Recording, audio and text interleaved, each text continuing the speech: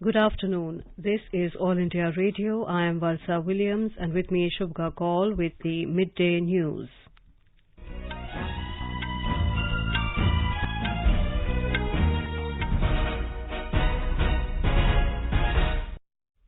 The headlines. India abstains from voting on UNSC resolution on situation in Ukraine, calls to return to path of diplomacy. Indian Embassy in Ukraine advises Indian citizens to move to border posts with prior coordination with Government of India officials. Special flight from Ukraine with Indian students to arrive in Mumbai this evening. Prime Minister Narendra Modi emphasizes that essential health facilities to be brought in villages at block and district level. In Uttar Pradesh, fifth phase of polling on 61 assembly seats to be held tomorrow. In Manipur, campaigning for the first phase of polling to end this evening. Prime Minister Narendra Modi to share his thoughts in Mann Ki Baat program on All India Radio tomorrow. And second T20 international match between India and Sri Lanka to be played in Dharamshala this evening.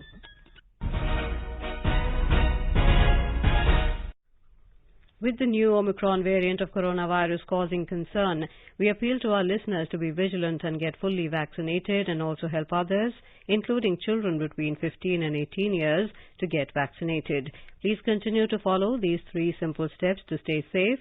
Wear a face mask, maintain 2 gaz ki duri for social distancing, focus on hand and face hygiene. For any COVID-related information and guidance, contact national helpline numbers 011-2397-8046 and 1075. And other news in detail. A resolution on the situation in Ukraine was tabled for action in the UN Security Council. In the 15-member council, the resolution received 11 votes in favor. Russia voted against it, and India, the UAE and China abstained. Since Russia voted against the resolution, that is veto against the resolution, it was not passed. India abstained and issued an explanation of vote EOV after the vote. In its EOV, India called for return to the path of diplomacy. It called for respecting the sovereignty and territorial integrity of states. India's permanent representative to the UN, T.S. Tirumurti, at the UNSC meeting on Ukraine said, "It is a matter of regret that the path of diplomacy was given up. We must return to it." Of developments in Ukraine. We urge that all efforts are made for the immediate cessation of violence and hostilities. No solution can ever be arrived at the cost of human lives. We are also deeply concerned about the welfare and security of the Indian community, including a large number of Indian students in Ukraine. The contemporary global order has been built on the UN Charter, international law, and respect for the sovereignty and territorial integrity of states. All member states need to honor these principles in finding a constructive way forward. Dialogue is the only answer to settling differences and disputes, however daunting that may appear at this moment. It is a matter of regret that the path of diplomacy was given up. We must return to it. For all these reasons, India has chosen to abstain on this resolution. India maintained its consistent, steadfast and balanced position on the matter. India has been in touch with all sides, urging parties concerned to return to the negotiating table. Sources said by abstaining, India retained the option of reaching out to relevant sides in an effort to bridge the gap and find the middle ground with an aim to foster dialogue and diplomacy. An earlier draft of the resolution had proposed moving the resolution under Chapter 7 of the UN Charter, which provides the framework within which the Security Council may take enforcement action. However, this was dropped in the final version that was put to vote. The Indian Embassy in Ukraine has advised Indian citizens in the war-torn country not to move to any of the border posts without prior coordination with Government of India officials at the border posts and the emergency numbers of the Embassy of India in Kiev.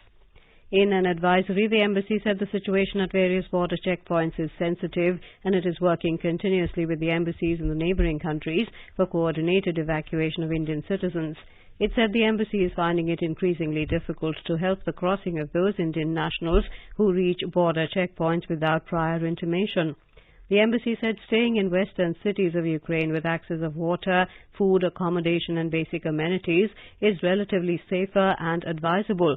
compared to reaching border checkpoints without being fully abreast of the situation. It said all those currently in the eastern sector are requested to continue to remain in their current place of residence until further instructions, maintain calm and stay indoors or in shelters as much as possible with whatever food, water and amenities available, and remain patient.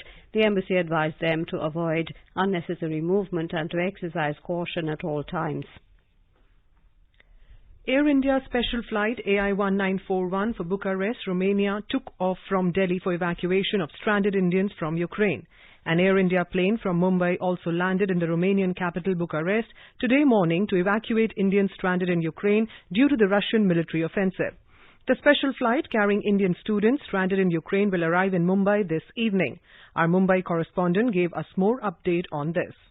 In light of the current crisis in Ukraine, Chhatrapati Shivaji Maharaj International Airport, CSMIA, is extending full support to the evacuation of the stranded Indian students who are arriving in Mumbai today at around 8 p.m. The airport has blocked a special corridor for the arriving passengers. As per the guidelines laid down by the government, the Airport Health Organization team at the airport will be conducting mandatory temperature checks. Passengers would be required to produce either a COVID-19 vaccination certificate or a negative RT-PCR test report at the time of arrival. Besides, CSMIA is undertaking steps to smoothen the process for the young students arriving at the airport. It has fenced in a special area at the airport for the arriving passengers to sit and will provide them with free Wi-Fi codes, distribute food and water bottles, and provide them with any guidance or medical assistance if required at the time of arrival. Kunal Shinde, AIR News, Mumbai.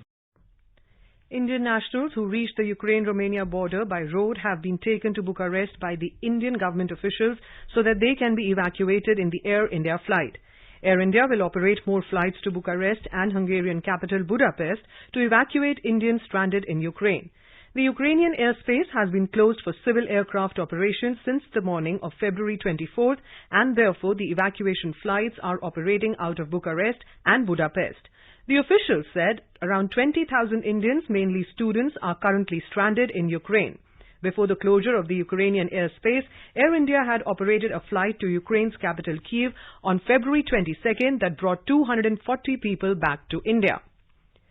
Tamil Nadu Chief Minister M.K. Stalin today visited the help desk for students and workers at Ukraine and spoke to some of the students through WhatsApp calls.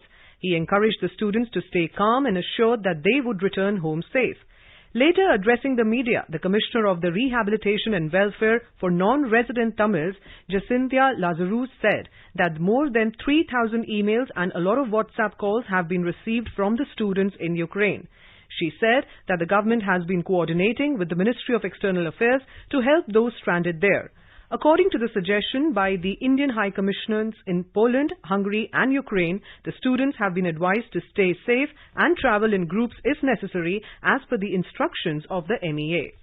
The Indian Air Force today announced that it has decided not to deploy aircraft in the multilateral air exercise in UK next month in the light of recent events.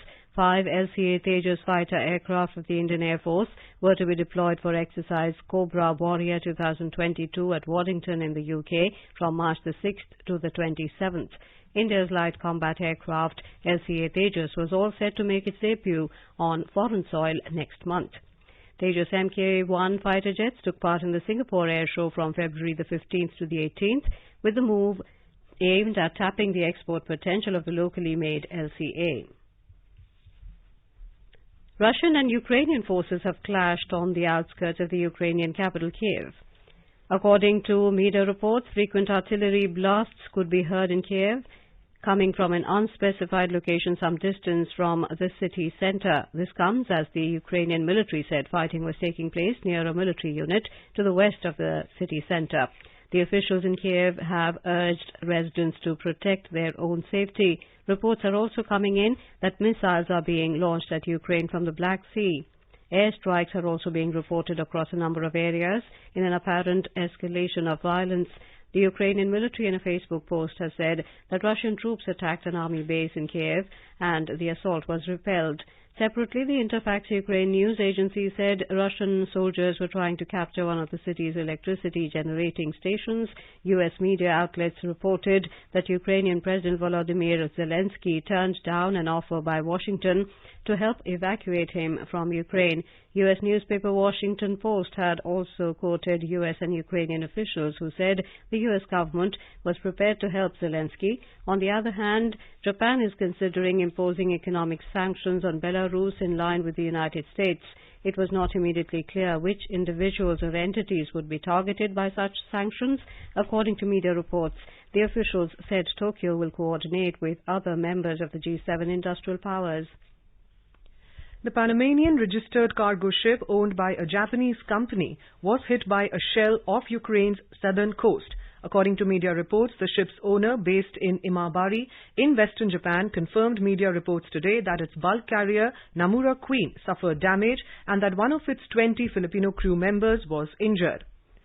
Russia is suspending space launches from French Guiana and withdrawing its technical personnel.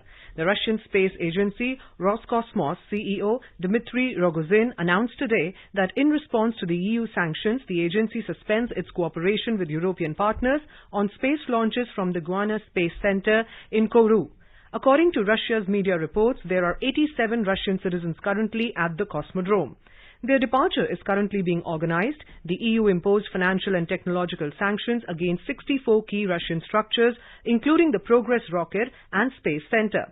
The EU significantly restricted their access to financial service, technical aid and trade in technology and equipment, including oil drilling equipment for the Arctic.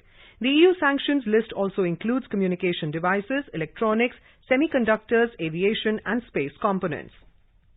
Russia has announced it is partially limiting access to Facebook after the social network platform limited the accounts of several Kremlin-backed media outlets amidst Russia's military operations in Ukraine. The Russian communications regulator Roskomnadzor in a statement said yesterday that its partial restriction on Facebook took effect yesterday. The statement also said it had demanded Facebook lift the restrictions it put on state news agency RIA Novosti, state TV channel Zvezda, and pro-Kremlin news sites Lenta.ru and Gazeta.ru on Thursday. The official statement described its actions as measures to protect Russian media. Facebook's parent company, Meta Platforms Inc., said it refused to stop fact-checking Russia's state-owned media.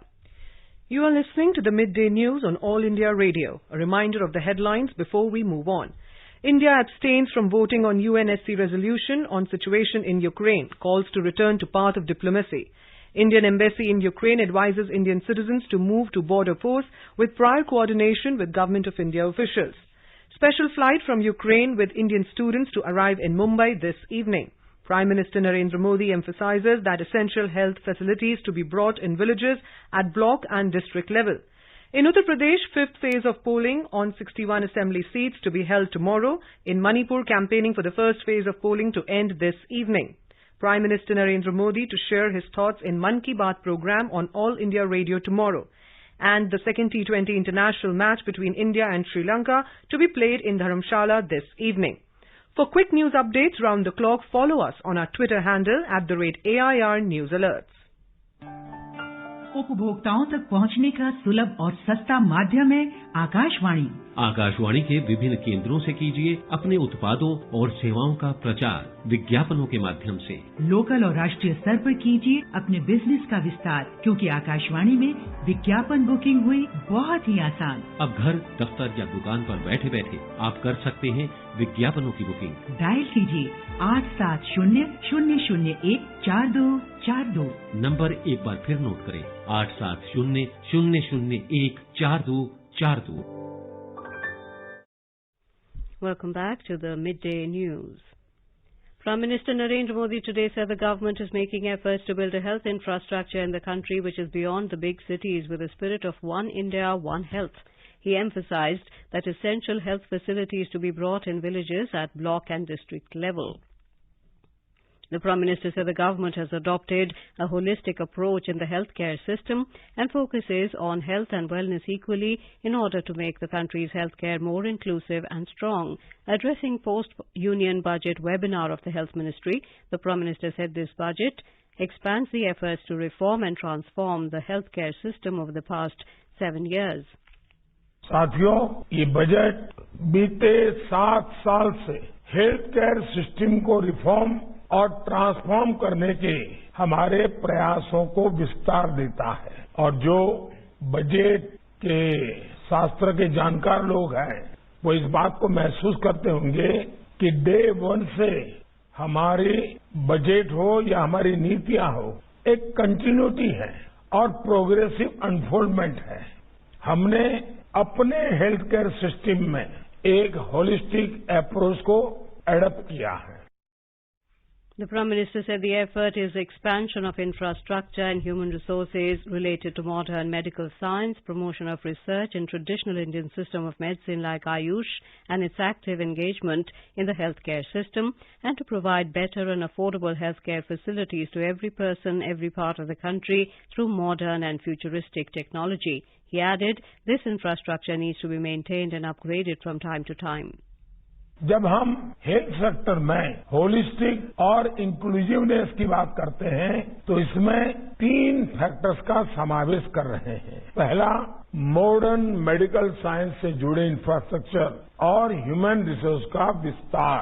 दूसरा, आयुष जैसी पारंपरिक भारतीय चिकित्सा पद्धति में research को प्रोत्साहन और हेल्थ केयर सिस्टम में उसका एक्टिव एंगेजमेंट। और तीसरा, मॉडर्न और फ्यूचरिस्टिक टेक्नोलॉजी के माध्यम से देश के हर व्यक्ति, हर हिस्से तक बेहतर और अफोर्डेबल हेल्थ केयर सुविधाएं पहुंचाना।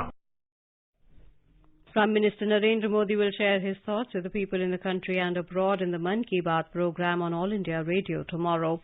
It will be the 86th episode of the monthly radio program. Mann Ki Baat will be broadcast on the entire network of AIR and Doordarshan, AIR News website and News on AIR mobile app. It will also be streamed live on the YouTube channels of the AIR News, DD News, VMO and Information and Broadcasting Ministry. AIR will broadcast the program in regional languages immediately after the Hindi broadcast. The regional language versions will also be repeated at 8 p.m. Over 177 crore 17 lakh vaccine doses have been administered so far under the nationwide vaccination drive. Health Ministry said over 28 lakh 29,000 doses were administered yesterday. The recovery rate is currently at 98.52%. Over 11,000 new cases were recorded in the last 24 hours. India's active caseload currently stands at 1,21,881. In Uttar Pradesh, polling parties are being dispatched to their respective polling centres for the 5th phase of elections on 61 assembly seats scheduled tomorrow. The state is going for polls in 7 phases from 10th February to 7th March. The 12 districts which will go for poll tomorrow are Shravasti, Bahraich, Gonda, Barabanki, Sultanpur, Ayodhya, Pratapgarh, Prayagraj, Kaushambi, Raebareli, Amethi and Chitrakoot. These districts are spread from Bundelkhand to Awadh region. Interesting fight is at Sirathu constituency of Kaushambi district, from where Deputy Chief Minister of State Keshav Prasad Maurya is contesting, and Pallavi Patel, the sister of Apna Dal S leader Anupriya Patel, is fighting against Keshav Prasad Maurya. Religious places of Uttar Pradesh like Ayodhya, Prayagraj and Chitrakoot will go for poll in this phase. Many ministers in state government, including Siddharth Nath Singh, Nand Gopal Gupta Nandi and Chandrika Upadhyay are contesting in this phase. Sushil Chandra Tiwari, AIR News, Lucknow. In Manipur, voting for the first phase of polls will be held on Monday. Campaigning will come to a close by 4 p.m. today. Political parties have upped the campaigning to woo voters. In Phase 1, voting for 38 assembly constituencies spread across 5 electoral districts will be held. A report. With only 2 days left for voting, unprecedented election campaigning has been seen in 38 assembly constituency in Manipur, which voting will be held on February 28. Leaders of political parties are engaging door-to-door campaign and street corner meeting, while party workers are busy in campaigning. Meanwhile, political parties are also started planning to mount political campaign for second phase poll in Manipur. BJP leader Amit Shah is visiting Manipur on March 2nd for election campaign for second phase. He will attend election rallies in Thoubal and Tamenglong district. Voting for second phase will be held on March 5 and counting of votes for both phases will be held on March 10. JJ Thokchom, AIR News, Imphal.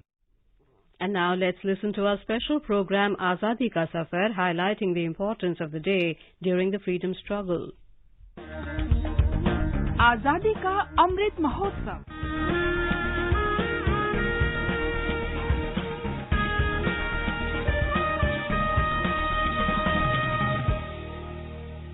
Azadi Ka Safar with AIR News.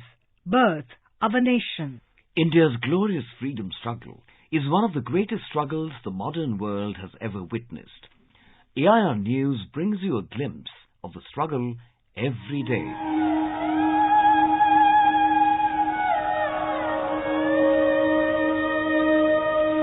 In today's episode, we remember Assamese freedom fighters Maniram Dewan and Piali Barua, who were martyred on the 26th of February 1858. The two started a revolution against the British rulers for an independent Assam.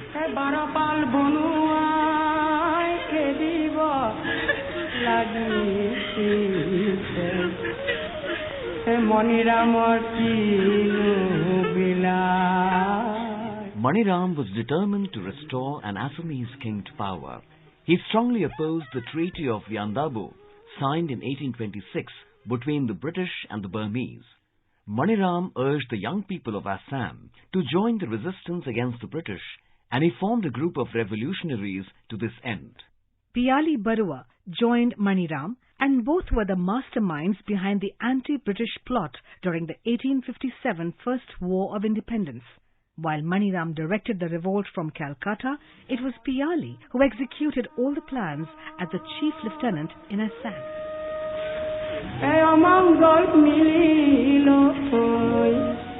Maniram saw the First War of Indian Independence in 1857 as an opportunity to restore the Ahom rule in the state. From Calcutta, Maniram sent coded letters to Piali Barua. In the letters, he urged the heir apparent Prince Kandarpeshwar to fight against the British with the help of sepoys at Golaghat and Dibrugarh. As per the plan, on the day of Durga Puja, they would march to Jorhat, where Kandarpeshwar would be installed as king. However, just before one of their secret meetings, the plan was exposed. Maniram Dewan was arrested in Calcutta, while Piali Barua was arrested in Jorhat. Maniram Dewan and Piali Barua were charged with treason. On the 26th of February 1858, they were both hanged by the British in public at Jorhat.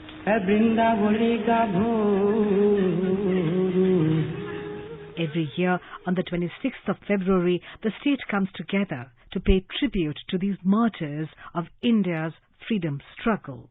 We salute the great freedom fighters. We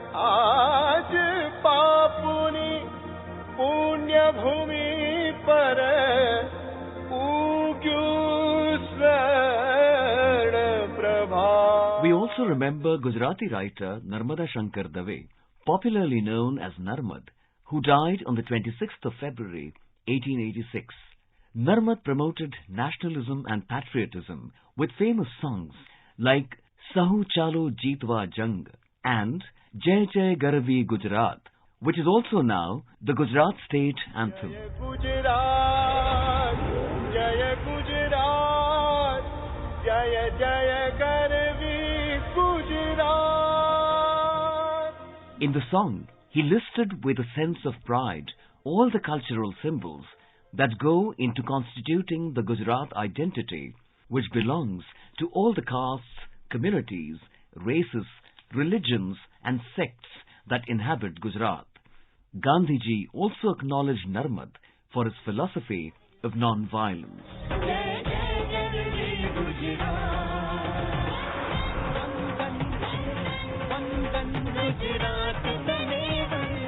Narmad is hailed as the father of Gujarati prose. He introduced many creative forms of writing in Gujarati. Narmad dwelt not only in the realm of ideas and literature, but of social reforms as well. He campaigned against superstition and fervently pleaded for widow remarriage, a reform he practiced in his own life and demonstrated that he followed what he preached. Narmad was a strong opponent of religious fanaticism and orthodoxy. We salute the great patriot poet. We also remember martyr Ibrahim Khan, who was executed by the British on the 26th of February 1857. A resident of Malwa, Madhya Pradesh, Khan was initially a soldier in the East India Company. but joined the freedom fighters during the First War of Indian Independence in 1857. He was captured by the British troops and given capital punishment on the 26th of February 1857. We salute the great son of the soil.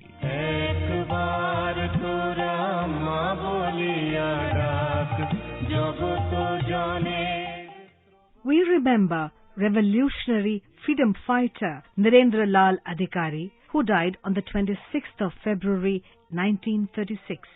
A member of the Jugantar party, Narendra was arrested on the 23rd of May 1934 for his revolutionary activities and detained in Dhaka Central Jail. On the 9th of October 1934, he was transferred to Hijli camp where he died. We salute the great martyr. That brings us to the end of this episode of Azadi Ka Safar with AIR News. See you in the next episode tomorrow.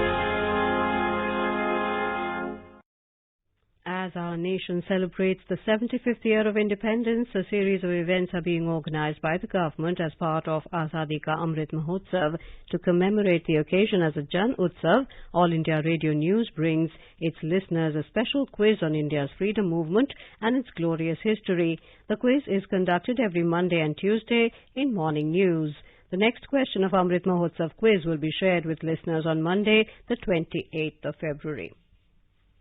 News just in, the Union Cabinet has approved the national rollout of Central Sector Scheme Ayushman Bharat Digital Mission with a budget of 1,600 crore rupees for 5 years. The National Health Authority will be the implementing agency for the scheme. Digital health solutions across the healthcare ecosystem have proven to be of immense benefit over the years. Vice President N. Venkaiah Naidu today paid tributes to great nationalist, freedom fighter and social reformer Veer Savarkar on his death anniversary. In a tweet, the Vice President said he was a crusader against social evils like caste discrimination and untouchability. Prime Minister Narendra Modi also paid tributes to great freedom fighter Veer Savarkar. In a tweet, the Prime Minister said Veer Savarkar was the epitome of sacrifice and tenacy. A reinvigorated India will take on Sri Lanka in the second T20 International of the 3-match series at Himachal Pradesh Cricket Association Stadium, Dharamshala, this evening. The match is scheduled to begin at 7 p.m. India thrashed Sri Lanka by 62 runs in the first T20 International at Lucknow on Thursday and lead the series 1-0. The third and final T20 match will also be played at Dharamshala on Sunday. Now let us take a quick look at the weather forecast for today. The national capital Delhi will have a generally cloudy sky with light rain or drizzle. Temperature will vary between 15 and 25 degrees Celsius. Mumbai will have a mainly clear sky becoming partly cloudy towards afternoon or evening. Minimum temperature was 20 degrees. Maximum is expected to be around 31. Chennai is likely to have a partly cloudy sky. The temperature will vary between 19 and 33 degrees. Kolkata will have a partly cloudy sky with possibility of moderate rain or thunderstorm. The city observed a minimum temperature of 19 degrees Celsius. A maximum of around 27 degrees is expected. Srinagar will have a generally cloudy sky with light rain. Temperature will hover between 2 and 9 degrees. Jammu will have a partly cloudy sky with possibility of rain or thunderstorm or dust storm. Minimum temperature was 9 degrees Celsius. Maximum will be around 22. Leh will have a generally cloudy sky. Minimum and maximum temperature will hover between -7 and 2 degrees Celsius. Gilgit will have a partly cloudy sky. Temperature will hover between 3 and 15 degrees. Muzaffarabad will have a generally cloudy sky with light rain. Minimum temperature was 7 degrees. Maximum expected to be around 14. Visakhapatnam will have a partly cloudy sky with haze. Bengaluru will have a mainly clear sky. Hyderabad will also have a mainly clear sky. And now before we end the bulletin, the headlines once again. India abstains from voting on UNSC resolution on situation in Ukraine. Calls to return to path of diplomacy. Indian embassy in Ukraine advises Indian citizens to move to border posts with prior coordination with Government of India officials. Special flight from Ukraine with Indian students to arrive in Mumbai this evening. Prime Minister Narendra Modi emphasizes that essential health facilities to be brought in villages at block and district level. In Uttar Pradesh, fifth phase of polling on 61 assembly seats to be held tomorrow. In Manipur, campaigning for the first phase of polling to end this evening. Prime Minister Narendra Modi to share his thoughts in Mann Ki Baat program on All India Radio tomorrow. and second T20 international match between India and Sri Lanka to be played in Dharamshala this evening. For details of these stories and more, log on to our website www.newsonair.gov.in and News on AIR app. And with that, we end the midday news.